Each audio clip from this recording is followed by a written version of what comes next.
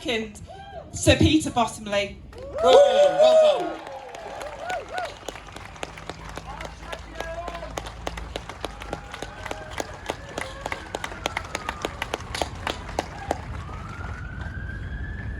We started with our thoughts and prayers for those loved ones lost in the Grenfell tragedy. We're here so everyone's home can be safe and sellable. I thank the organisers, in fact all the MPs here, and to the media. I won't do interviews after, just ask for an MP, whether they're Labour, Liberal, SNP, Plaid, whatever they are, they'll give the same answer of what we need to do to end this scandal. We all as MPs thank the End Our Cladding Scandal groups, the National Leasehold campaign, who without them we wouldn't have got Victoria, Derbyshire, and without the BBC and the other media we wouldn't have got as far as we've got. And especially, as we've been told, the Leasehold Knowledge Partnership, who most people ignored, then they disrespected, now they listen.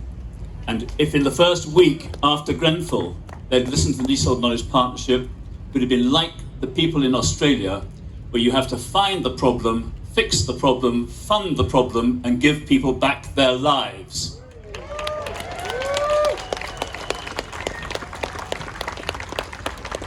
No group here has had public funding, and I would ask charitable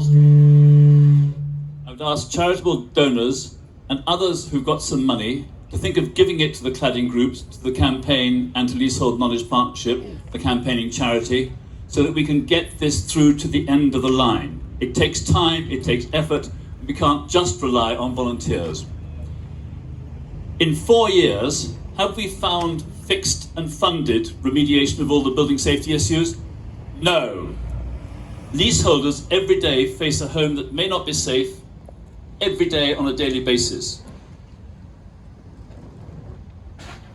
Government have provided advanced £5 billion.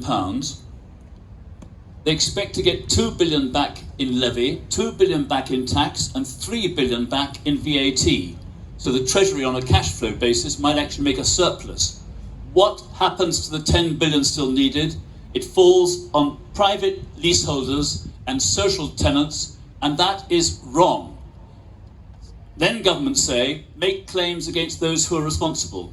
Leaseholders don't necessarily have a valid claim, and their landlords won't do it without indemnity funding. So government has got to find a way of taking the possible claims into their own hands, getting an agency to sue, and I think the insurance companies would quite happily settle for about £8 billion of their contribution, and the rest would happen. It happened 350 years ago after the fire of London, and it can happen now.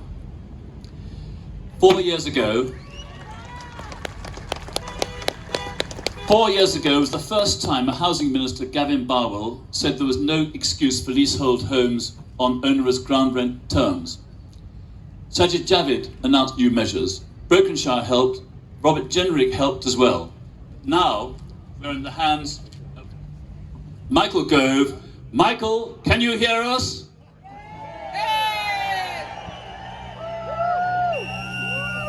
I hope that Michael will invite in a top-level meeting, the one we asked the Prime Minister to have, with all the representatives of the cladding groups, of the Leasehold campaign and LKP and the All-Party group, so we can actually get the issues on the table and then get them fixed.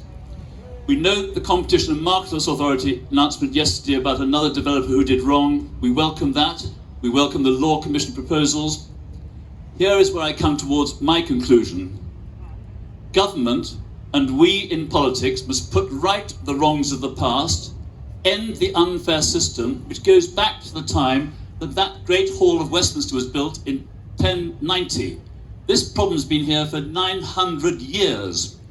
Stop the spivs, stop the opportunists, challenge the investors, the managing agents and freeholders who may be making unjustified money, end the exploitation of you who are stuck in the rotten leasehold system. Your experiences through the media will get to advisors, to ministers. They will sit up and listen. Your voices represent 6 million leasehold households. You're being heard today inside and outside Parliament. You matter. We commit to fight for you. Justice, We must transform the lives of many. Progress quick, sometimes too slow. Set leaseholders free. Together we say, bring forward the solutions, do the right things, and do it now.